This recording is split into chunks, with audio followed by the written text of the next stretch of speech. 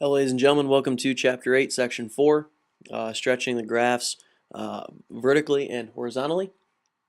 We've talked about moving them left to right, up or down. We've talked about reflecting them upside down and so forth. Now we're going to talk about making them skinny or fat. Um, when we stretch a graph vertically, that makes the graph skinnier. We think about to help us figure out if the graph is um, skinny is if the number that is in front of the variable is bigger than 1, it makes the graph um, skinnier. If the number is smaller than 1, it makes the graph fatter, or it stretches it horizontally. So let's take a look at what that looks like on our graphs. All right, so we're going to start off with our standard absolute value graph. So that looks like this for us here.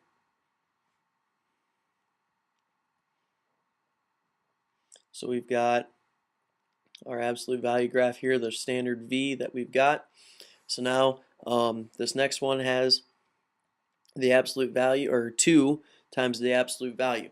So what's going to happen here is we're going to start at 0, 0, because that's where we always start at. The vertex is always the same.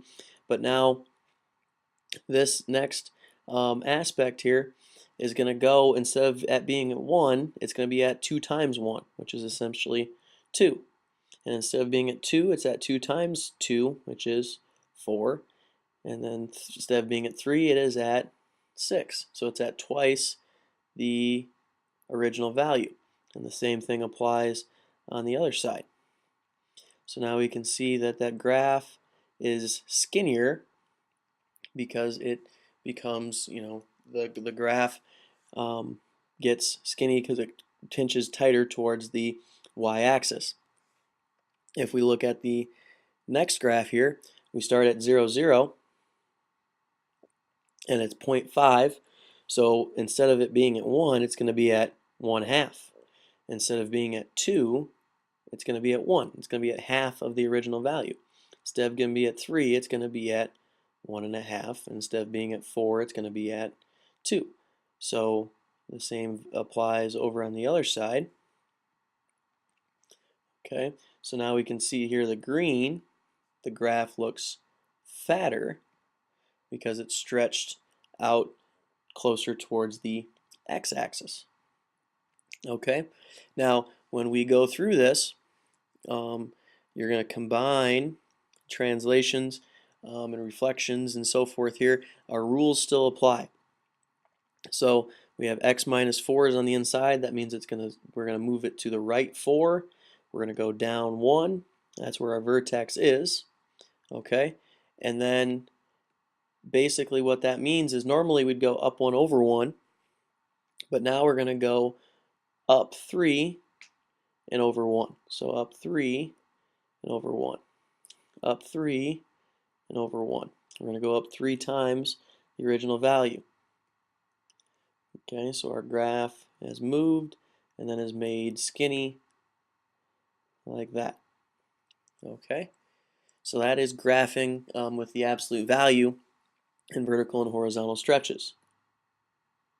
The graph parabola is the same concept kind of occurs, except we need to make sure we pay attention to how we graph this, because we know the parabola doesn't go up by a consistent amount.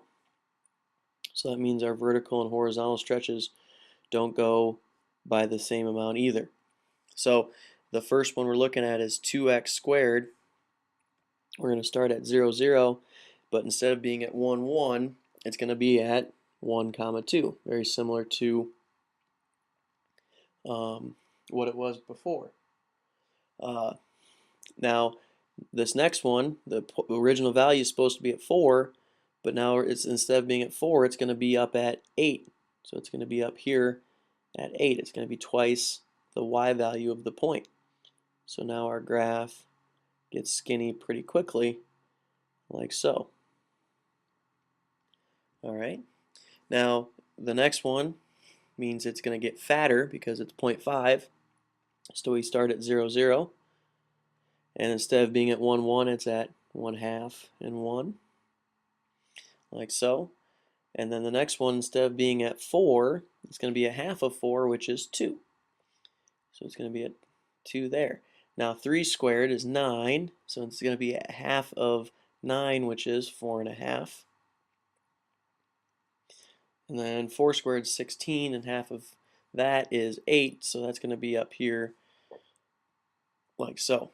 All right, so we see that the graph gets fatter because it gets stretched horizontally by the fraction, or the decimal, 0.5. All right, so now, as just like with the absolute value, the translations are still applied the same way. Right 2, and then it goes up 2, and then that's where our vertex starts. And then instead of being over 1 up 1, it's over 1 up 3 again.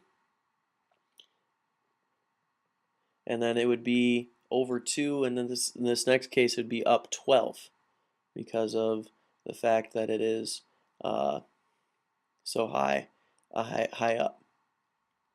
All right, so what we've got here is the ending aspect of our graph here. So our graph goes up there. It gets skinny real quick like so. All right. If the numbers were negative, it would just be a reflection. So it's just combining reflections and stretching as well. All right. So if you have any other questions, make sure you let me know, and have a good day.